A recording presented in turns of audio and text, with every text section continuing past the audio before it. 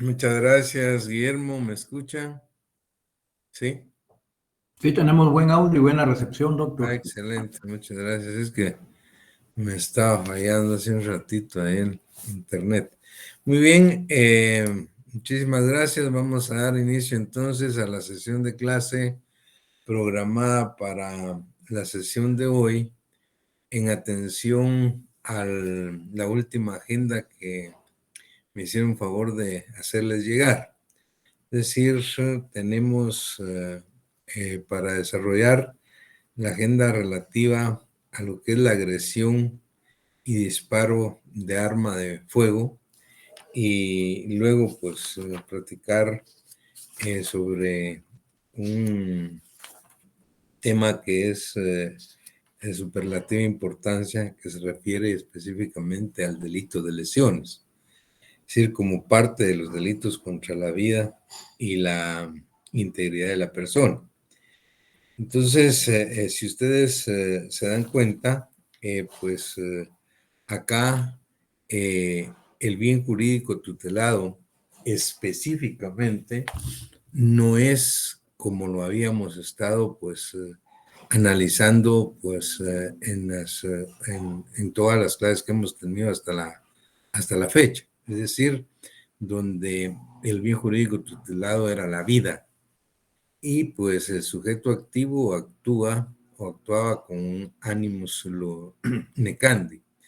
En este caso, cuando vemos los tipos penales de que se tratan, específicamente el disparo de arma de fuego y las lesiones, aquí el específico bien jurídico que protege el Estado a través de estas normas penales es la integridad de la persona, que ya no es la vida. Incluso cuando tratamos el aborto, que fue el último tema del último día de clases, por supuesto, es la vida, la expectativa o esperanza de vida, pues la que se está protegiendo. De tal manera que pues hasta ahí delitos que atentan específica y directamente contra la vida. Luego, cuando hablamos ya acá de lesiones o hablamos de agresión, disparo de arma, de fuego, obviamente el específico bien jurídico tutelado es la integridad de la persona. Pero como lo dijimos específicamente cuando empezamos a impartir nuestro curso de Derecho Penal 2, en cuanto a este bien jurídico tutelado, los dos bienes jurídicos están íntimamente entrelazados y por eso es que aparecen dentro de un mismo título en el Código Penal guatemalteco: delitos contra la vida y la integridad de la persona.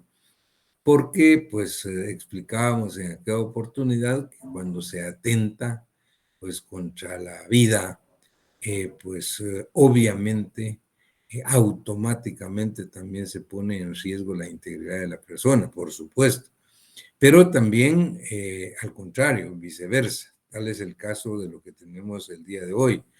Cuando se habla de disparo de arma de fuego, cuando se habla de lesiones, obviamente, aun y cuando el sujeto activo no tiene el específico dolo de muerte, el animus necandi, pues este tipo de atentados, pues también ponen en peligro la vida, aunque el atentado es directamente contra la integridad de la persona.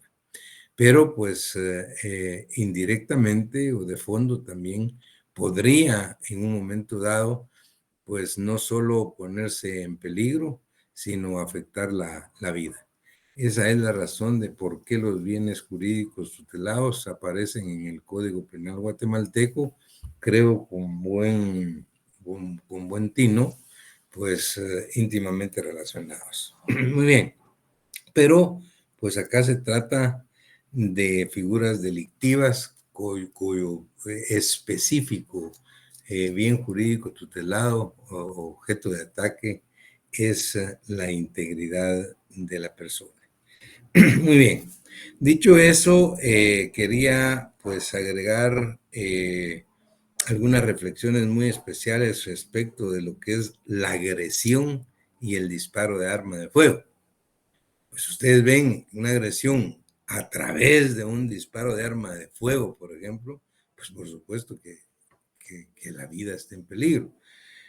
Pero cuando hacemos un análisis específico de la agresión y disparo de arma de fuego en la legislación penal guatemalteca, tal y como lo tenemos regulado en el 141, en el 142 vamos a ver que estas dos figuras delictivas carecen de sustantividad propia, y eso es lo que más me interesaba. Y más me interesa que ustedes le pongan mucha atención, lo subrayen y lo analicen. Carecen de sustantividad propia. ¿Por qué? Se dice técnicamente que tanto la agresión como el disparo de arma de fuego carecen de sustantividad propia porque regularmente vamos a ver que pueden ser atentados contra bienes jurídicos más graves, como es la vida, y regularmente se puede dar esto en cualquier momento.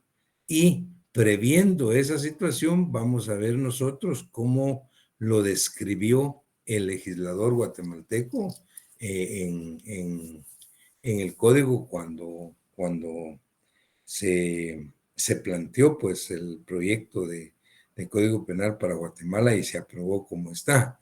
Obviamente que al ver la imposición de las penas y ver cómo analizan cada uno de las dos figuras, entonces nos vamos a explicar lo que acabo de decir.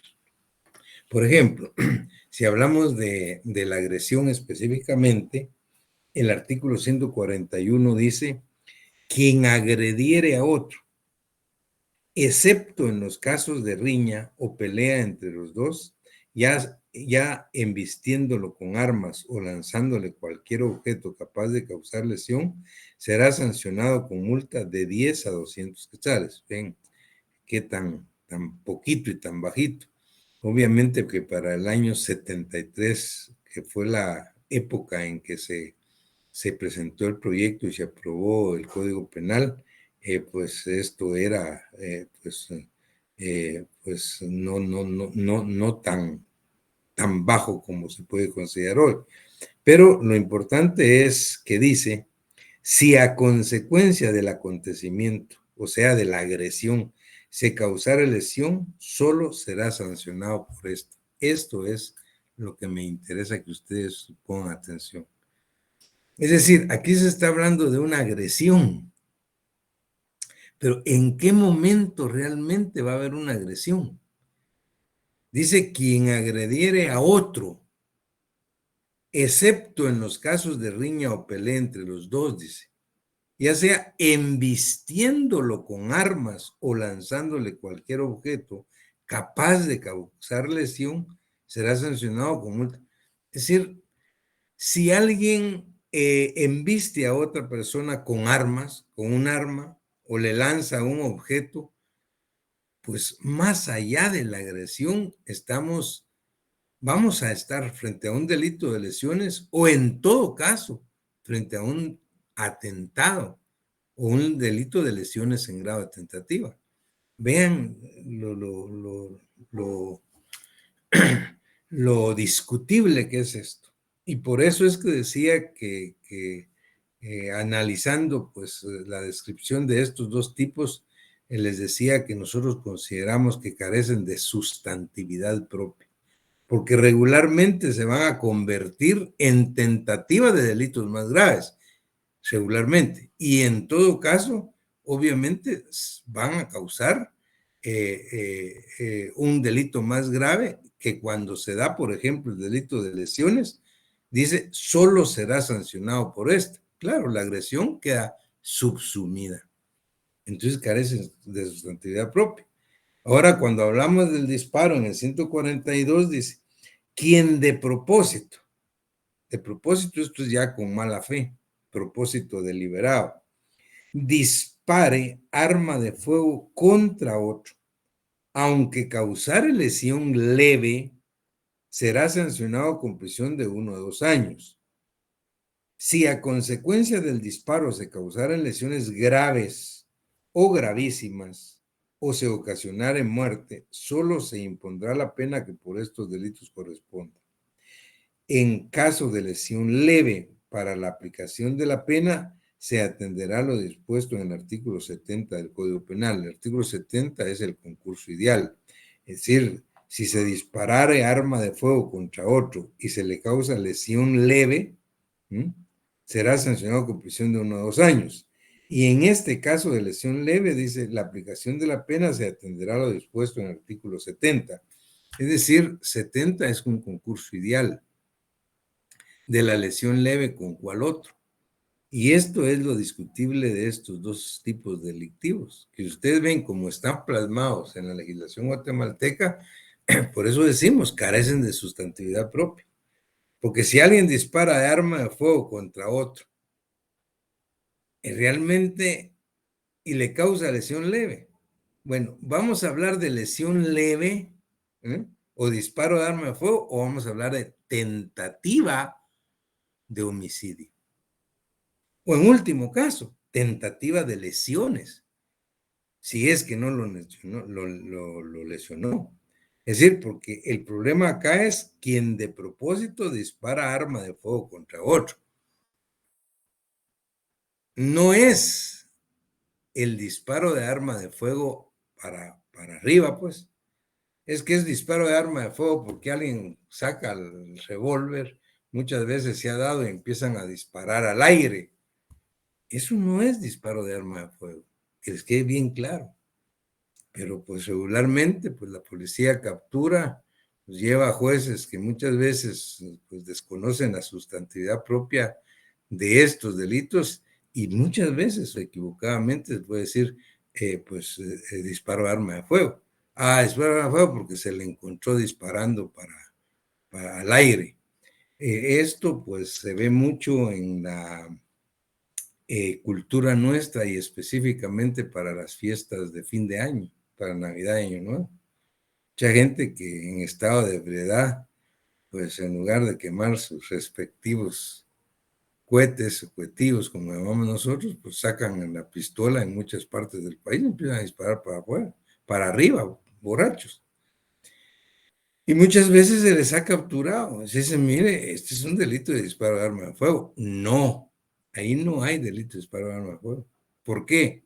Porque el delito de disparo de arma de fuego claramente dice quien disparara arma de fuego contra otro, no al aire.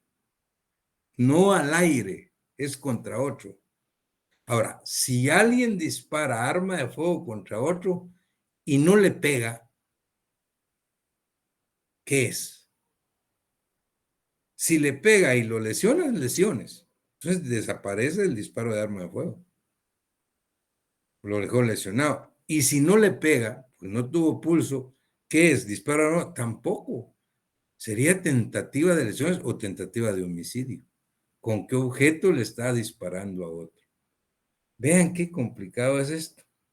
De tal manera, pues, que estos dos tipos de figuras delictivas, finalmente, pues nosotros, dentro de la dogmática jurídica penal de nuestro país, la hemos considerado como delitos que carecen de sustantividad propia, porque dependen de delitos más graves, o sea, quedan subsumidos en el momento de la tipificación en delitos más graves y desaparecen por sí mismos. Lo más claro está en el disparo de arma de fuego, porque, insisto, el disparar arma de fuego al aire, ese no es disparo de arma de fuego. Podría ser una falta o otro tipo, pero no es disparo de arma de fuego. ¿Por qué no es disparo de arma de fuego? Porque el tipo penal nuestro claramente dice quien de propósito es con mala fe, con voluntad clara y determinada, dispara de arma de fuego es contra otro, contra una persona, no al aire. Y si dispara arma de fuego contra otro y le hiere, y si la lesión es grave, pues solo se va a tipificar la lesión grave. Pero aún siendo grave la lesión, habría que preguntarse, ¿con qué objeto disparó arma de fuego contra él? Por asustarlo, ¿no? Obviamente hay una tentativa de homicidio. O es más, podríamos hablar hasta una tentativa de asesinato, dependiendo de cada caso, pues, y cómo se den. Pero, pues, ¿qué pasa si se tratara de dos enemigos acérrimos, donde uno dispara al otro y lo deja herido? Pues lo más lógico no es tipificar lesiones graves o lesiones leves. Es una tentativa, ¿ah? Tentativa de homicidio. Y en todo caso se aplica el Código 70, concurso ideal. Fíjense qué delicado. O sea, el disparo de arma de fuego, ¿m? Concursando idealmente con una tentativa de homicidio o de lesiones. O lesiones concursando con tentativa de homicidio. El 143 dice, lo dispuesto en los dos artículos anteriores, 141, agresión, y 142, disparo de arma de fuego, oigan, no es aplicable cuando concurran las circunstancias necesarias para constituir tentativa de delitos que tengan señalada una pena mayor. Ahí está muy claro, pues, ¿qué objeto tiene entonces? Por eso es que insistimos.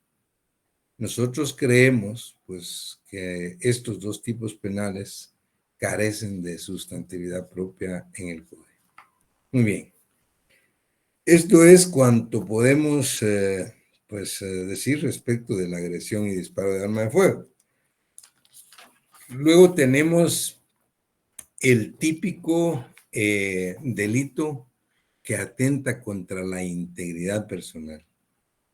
Los típicos delitos que atentan contra la integridad personal son las lesiones. Ahí el sujeto activo no actúa con ánimos necandi. Aquí actúa con ánimos luedendi. Es decir, el propósito es lesionar.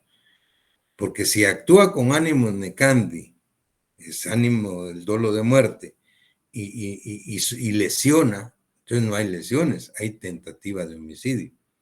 Por eso es que aquí específicamente el dolo tiene que ser el dolo de lesión, o sea, el animus luedendi, que es específicamente el dolo que atenta contra la integridad de una persona.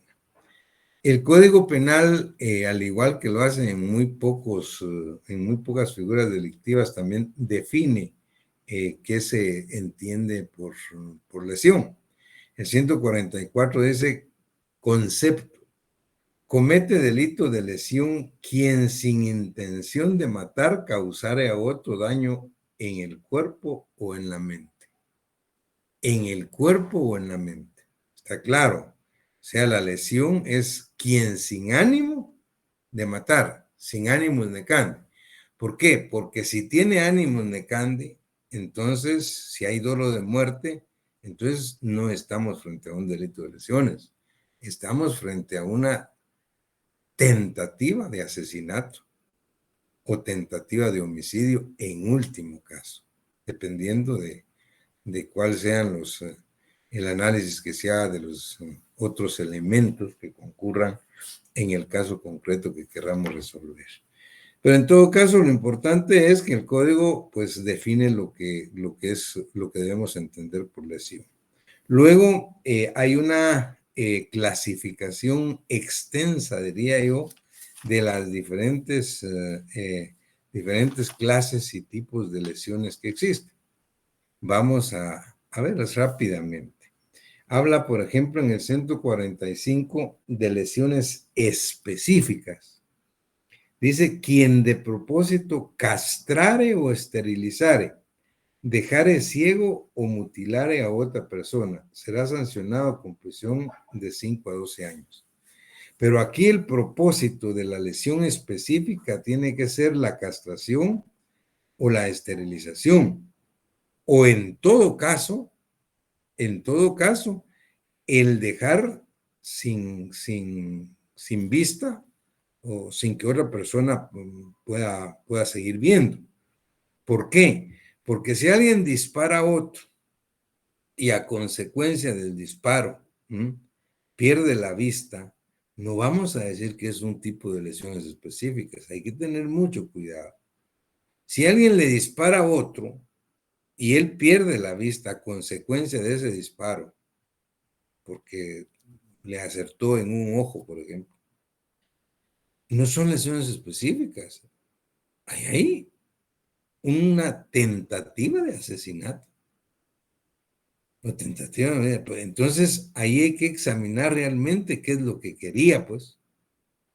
Es decir, para que pueda calificarse como lesiones específicas, el propósito deliberado, la voluntad del sujeto activo tiene que estar encaminada específicamente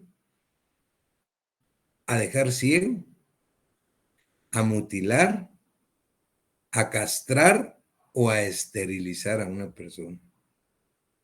Es decir, el propósito debe ser ese y hay que demostrarlo obviamente en juicio. Pero si a consecuencia del disparo que le hace a una persona porque lo quería matar, pues no lo mató, pero lo lesionó de tal gravedad que lo dejó ciego, bueno, esto se complica, porque podremos hablar de un delito y en todo caso, probablemente el Ministerio Fiscal o el Ministerio Público prueba, mire, esto es un concurso, pues. Hay tentativa de asesinato y lesiones específicas. Es decir, habría que ver realmente qué es lo que pretendía. Pero lo que quiero que quede claro es que para que se pueda calificar como lesiones específicas y no se considere como una tentativa de un delito más grave, que podría ser la tentativa de asesinato o la tentativa de homicidio, el sujeto activo tiene que tener el propósito deliberado, directo, el ánimo, el dolo directo de castrar, dolo directo de esterilizar, de dejar ciego o de mutilar a una persona. Eso quiere. Si efectivamente eso quería y se dio, obviamente estamos ante un delito de lesiones específicas, que obviamente es un delito grave que tiene hasta 12 años de cárcel. Luego, pues hablamos de las lesiones gravísimas, que son menos graves que las específicas. Dice, quien causare otra lesión gravísima será sancionado con prisión de 3 a 10 años, 2 años menos, el otro tiene 12, y de 5 a 12. Y luego el código dice que debe entenderse por lesión gravísima.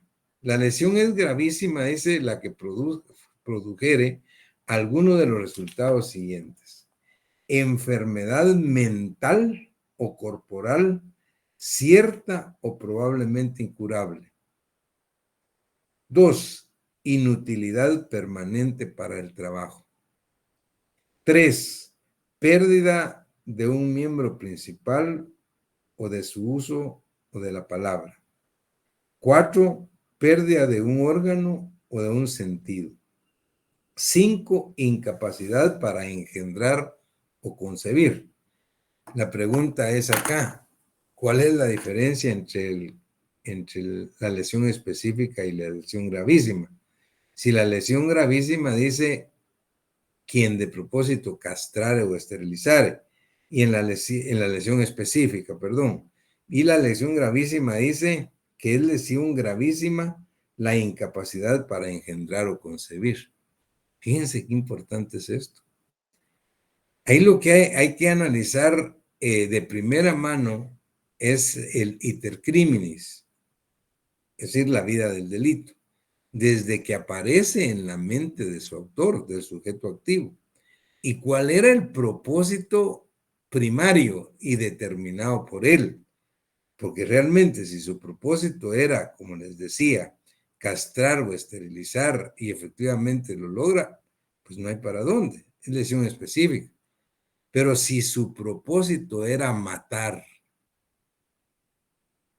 y no lo consiguió, pero la lesión fue de tanta gravedad que lo dejó incapacitado para engendrar o concebir, entonces no podemos hablar de una lesión específica. Es más, ni siquiera podemos hablar de una lesión gravísima. Podemos hablar de un atentado o tentativa de asesinato. Eso es lo que hay que ser pues, muy analítico en cada uno de los casos. Y eso era lo que subrayaba lo que les decía en una clase anterior. Lo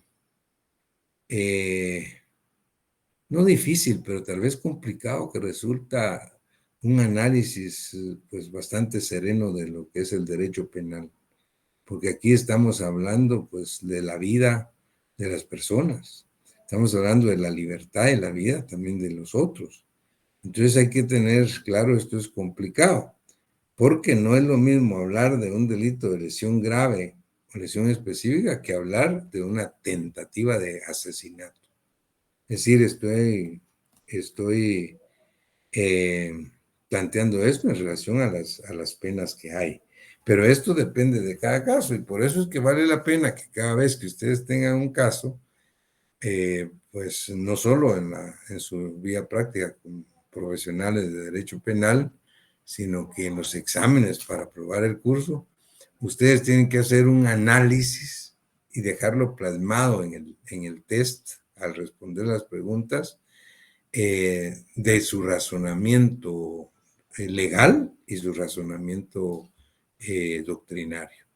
Y nosotros, pues como profesores, tenemos que respetar ese análisis, aunque no coincida muchas veces con el nuestro o con el de otro profesor.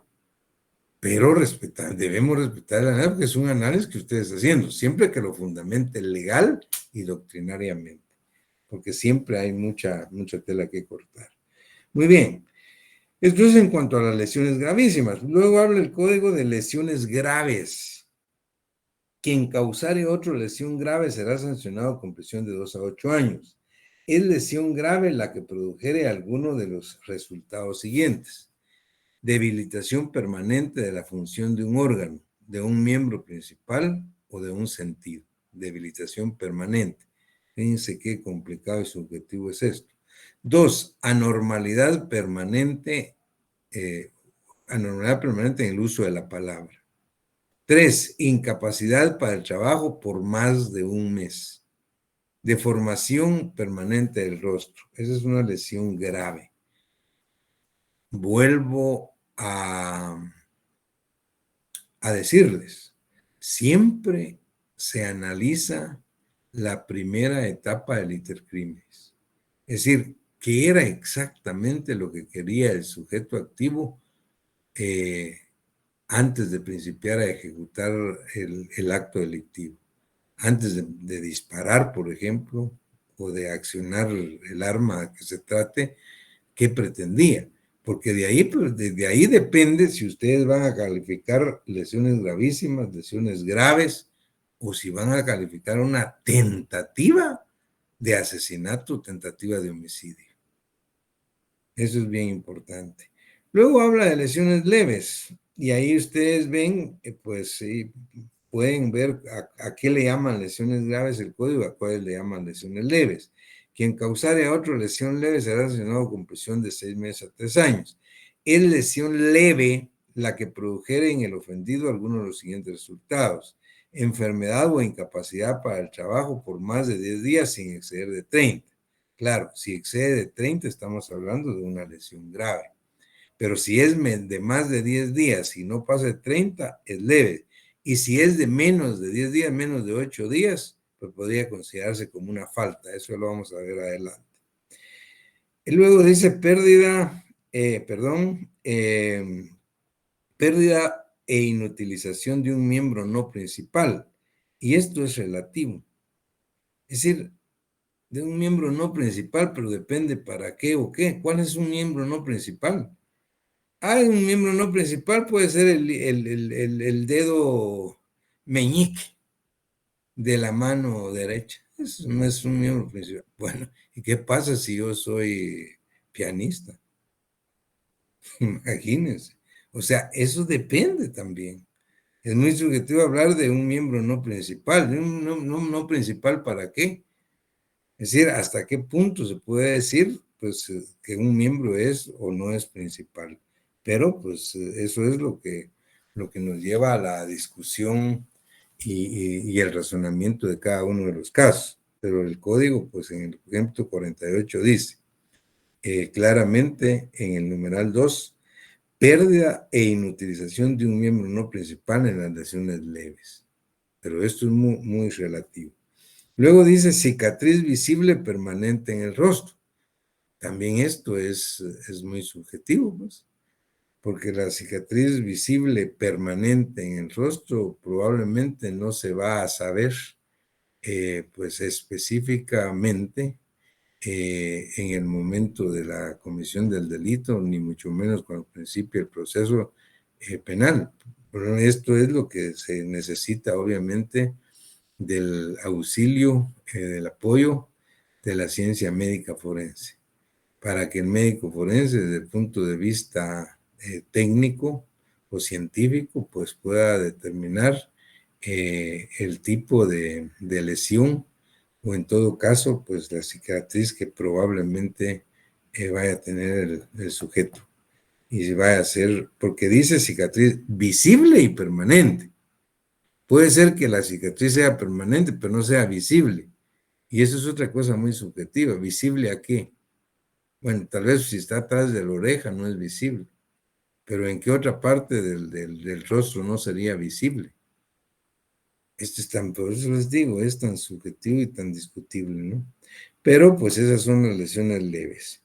Luego habla de las lesiones en riña, que tienen la misma naturaleza jurídica del homicidio cometido en riña tumultuaria. Cuando en riña tumultuaria se causaran lesiones, sin que pueda determinarse al autor o autores de las mismas, se aplicará la pena correspondiente a las lesiones rebajada en tercera parte a quienes hubieran ejercido alguna violencia en la persona del ofendido. En la lesión en riña tumultuaria, riña es exactamente la misma naturaleza del homicidio en riña tumultuaria. El homicidio en riña tumultuaria, pues se sabe que son más de dos personas. Igual acá la lesión en riña no es una lesión entre dos personas, porque ahí se sabe, el que tiene la lesión obviamente es el ofendido y el otro fue el que lo causó. Tiene que ser entre más de dos personas, o sea, de tres en adelante, los que están riñendo confusa y tumultuariamente, de tal manera o naturaleza que al final de la reyerta del problema no se pueda determinar quién o quiénes de los que participaron en la riña causaron las lesiones. Y al no poderse determinar, entonces se les castiga o se les pena a todos por igual. Eso es lo que trata de explicar la lesión en riña del 149, al igual que se hizo cuando hablamos del homicidio cometido en riña tumultuaria. Luego se habla de las lesiones culposas en el artículo 150. Todo este tipo de lesiones que hemos venido hablando son dolosas, quien de propósito, con mala fe, con propósito deliberado, con voluntad, pero el 150 se refiere a lesiones culposas, donde no hay mala fe, donde no hay dolo. Lo que hay es negligencia, imprudencia o impericia. Y dice, quien causare lesiones por culpa, ya sabemos que la culpa es donde no hay dolo, hay negligencia, hay imprudencia o hay impericia, aun cuando sean varias las víctimas del mismo hecho, será sancionado con prisión de 3 meses a 2 años. Si el delito fuera ejecutado al manejar vehículo, oigan, es específico cuando son lesiones culposas manejando vehículo, bajo influencia de bebidas alcohólicas, drogas tóxicas o estupefacientes que afecten la personalidad del conductor o en situación que menoscabe o reduzca su capacidad mental, volitiva o física, se impondrá al responsable, además de la pena de prisión de 3 meses a 2 años, una multa de 300 a 3,000 quetzales. Es decir, como se agrava, entonces se va hacia una pena mixta de multa, además de la prisión. Si el delito se causare por pilotos de transporte colectivo, al igual que los homicidios, acuérdense, En cualquiera de las circunstancias relacionadas en paro anterior será sancionado con prisión de 5 a 9 años. O sea, se agrava la responsabilidad penal y se agrava la pena cuando se trata, pues, de pilotos de transporte colectivo. No es lo mismo que se actúe imprudentemente manejando uno su carro particular y lesione o ponga en peligro, pues, la vida de otras personas, que si lo hace una persona que va manejando un vehículo de transporte colectivo. O sea, tiene mucho más responsabilidad y de ahí la agravación. Se adicionó, esta es una adición que se hizo al artículo 150 bis por el artículo 23 del decreto 9/2009, el cual quedó así, el 150 bis, porque el 150 es lesiones culposas, pero se adicionó este 150 bis como una extensión específica y dice maltrato contra personas menores de edad, quien mediante cualquier acción u omisión, o sea, aquí puede ser a través de un hacer o a través de un dejar de hacer, provoque a una persona menor de edad, a un menor, o con incapacidad volitiva o cognitiva, daño físico, psicológico, enfermedad, o coloque al niño en grave riesgo de padecerlos. Será sancionado con prisión de 2 a 5 años sin perjuicio de las sanciones aplicables por otros delitos. Aquí solo se está hablando del maltrato. Fíjense bien, pero dice sin perjuicio de las sanciones aplicables por otros delitos. Si ese maltrato constituye por sí mismo una lesión grave o una lesión, pues, específica o gravísima, obviamente habrá un concurso de delitos, no solo por la lesión que se produjo, sino por el maltrato a las personas menores de edad. Este 150 bis realmente se refiere nada más al maltrato, siempre que no haya otra lesión a otro bien jurídico tutelado. Sencillamente es el maltrato como tal. Pero si el maltrato produce una lesión específica, claramente está acá que se aplicarán pues ambas en concurso ideal de delitos. El artículo 151, pues que se refiere al contagio de infecciones de transmisión sexual. Antes esto se llamaba delitos de contagio venéreo y era un delito eminentemente privado. Porque solo podía perseguirse a instancia de parte agraviada, o sea, a instancia del ofendido. Hoy pues se reformó el artículo pues 151 por el 24 del decreto 9/2009, que fue en el año 2009, y quedó el 151 como contagio de infecciones de transmisión sexual. Dice, quien a sabiendas que padece de infección de transmisión sexual expusiere a otra persona al contagio será sancionado con prisión de 2 a 4 años. Si la víctima fuere persona menor de edad o persona con incapacidad volitiva o cognitiva, la pena se aumentará en 2/3 partes. Acá lo que tenemos que advertir que este delito de contagio de infecciones de transmisión sexual, que era lo que antes comentaba, se llamaba delito de contagio venéreo, hoy se amplió de tal manera que tal y como está plasmado, como lo dejó plasmado el legislador, ya no podemos decir que sigue siendo un delito de acción típica, de acción privada. Esto es un delito de acción pública, como cualquier otro. Es decir, el Ministerio Público lo puede perseguir de oficio, sin que haya instancia de parte agraviada. Porque cuando se hablaba del contagio venéreo, el que les decía anteriormente, pues claramente decía que era instancia de parte agraviada. Ahora acá es el sujeto activo sabe que él padece de una infección de transmisión sexual y expone a peligro a otra persona. Es un delito de peligro, subrayen.